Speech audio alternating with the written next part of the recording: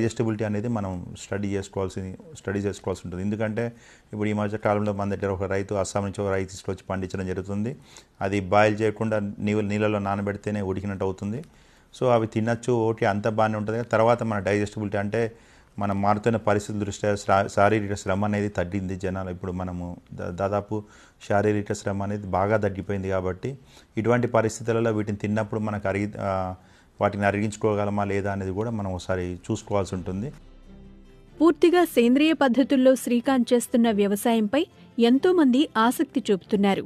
ఆయన వ్యవసాయ క్షేత్రానికి వచ్చి విత్తనాలు తీసుకెళ్తున్నారు.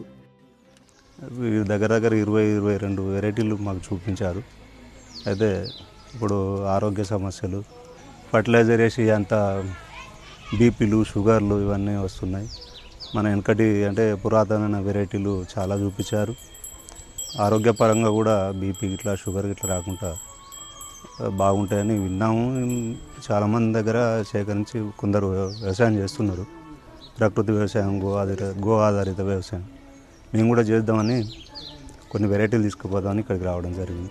సుమారు 120 రకాల వరి వంగడాల విత్తనాలు ఆయన దగ్గర అందుబాటులో ఉన్నాయి.